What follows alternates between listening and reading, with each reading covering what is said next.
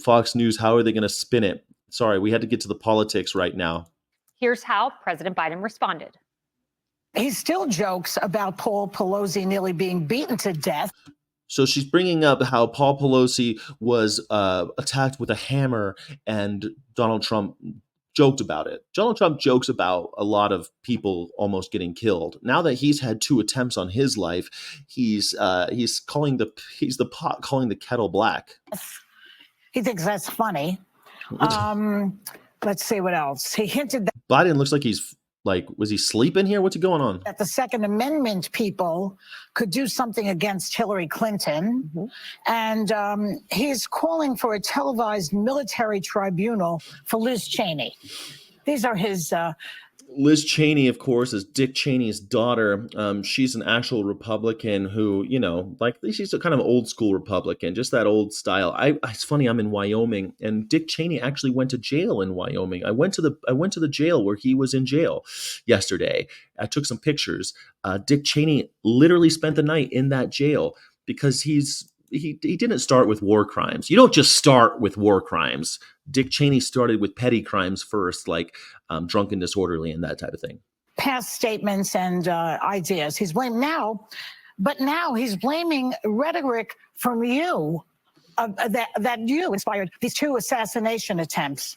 After all of the calls for violence, take them out, all the rest of it, you know what it is. Don't you think that is just unbelievable? And what do you say to that? Well, I think he is the most unusual president. No. Look, he's the most unusual president. Yes, unusual. That's a wonderful way to describe Donald Trump. What an unusual fellow. What an unusual man, hanging out with P. Diddy and Jeffrey Epstein. What an unusual man hanging out with Jeffrey Epstein and P. Diddy, calling everybody else pedophiles and calling for violence against others. When I ran, I said I was running. One of the first major speeches I made was for Independence Hall about democracy. That democracy is at stake. And to restore the soul of this country. Yes, and look, Trump is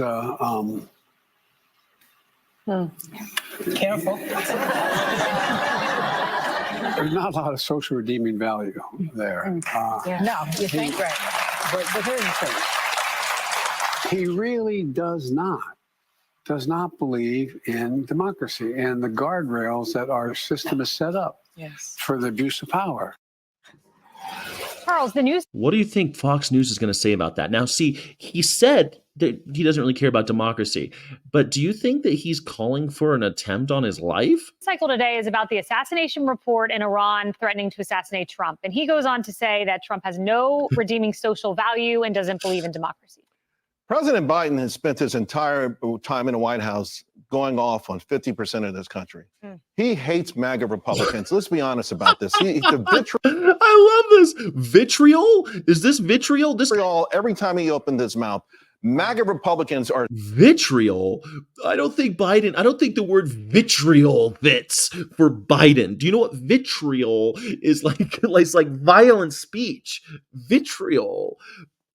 Unbelievable. Biden's been just his whole time in the White House. Just spitting venom. He's a mean man. It's funny that nobody has ever said this in the 50 years that Joe Biden has been in Congress and Senate. And he's been serving the country for a long goddamn time.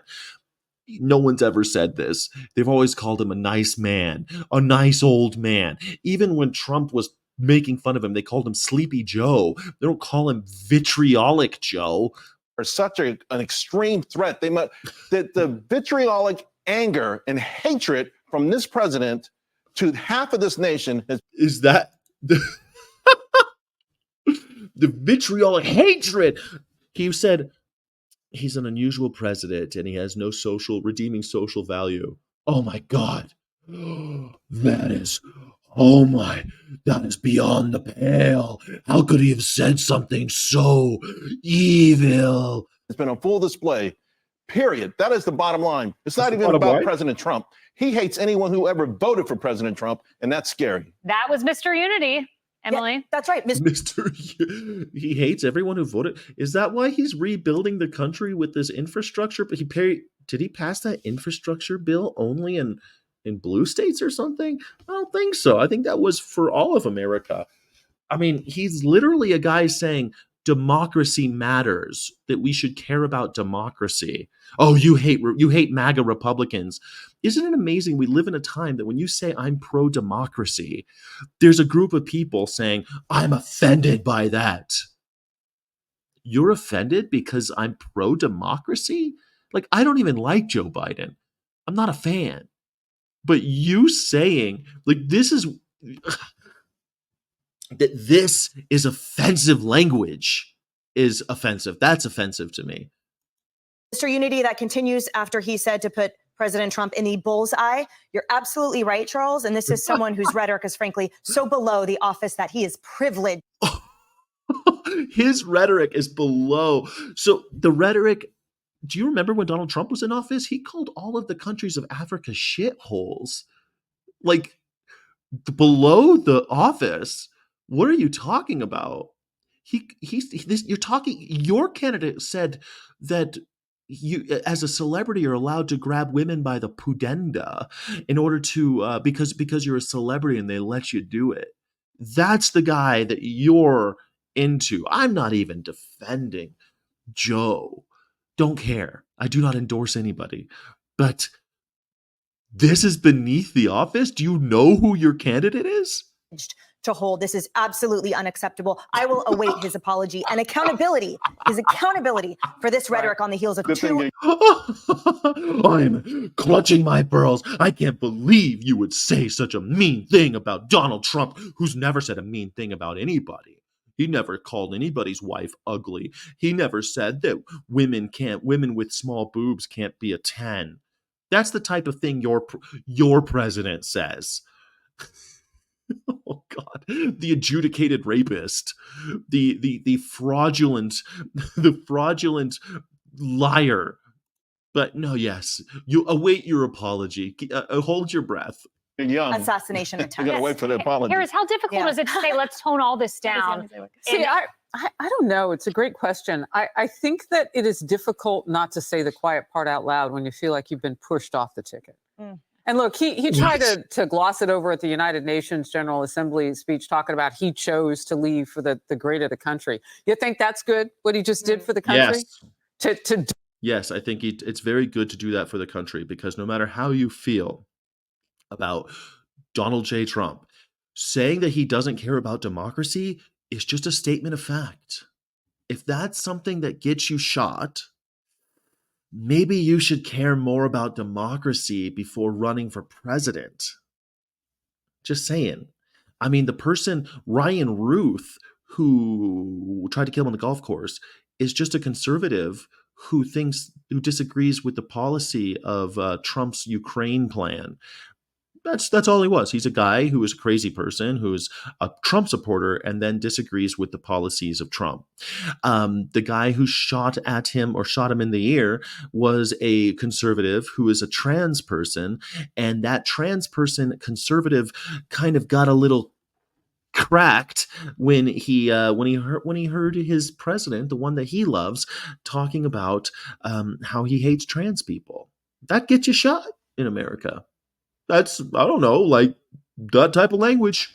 I mean, shit, I got threatened to get shot. Someone threatened to shoot me right there in the news because they didn't like me saying that animals feel. So, maybe you should watch your fucking mouth. Double down on, well, how much this guy deserves it because he's a threat to democracy. To say the things he didn't say that. He didn't say that. Just said about Trump after 2 assassination attempts. You think that's good for the country? Yes. I'm going to say no, it's not. Biden knows it's not. Biden doesn't care. My big question now is, what else is being said in quiet quarters at the Biden-Harris White House? And how much does she have to say? What's disturbing is that there are a whole lot of Democrats in this country who are taking his marching orders very seriously. Democrats don't take marching orders because you know why? We're not in a cult. I'm not even a Democrat. I've never met a Democrat that's like, I just love him. I'm taking my orders. Whatever he says goes. If you found out tomorrow, the difference between the two parties right now is that if Democrats found out tomorrow that Joe Biden is a criminal, they'd say put him in jail. Put him in jail if he's a criminal. Try him, put him in, indict him, try him, put him in jail.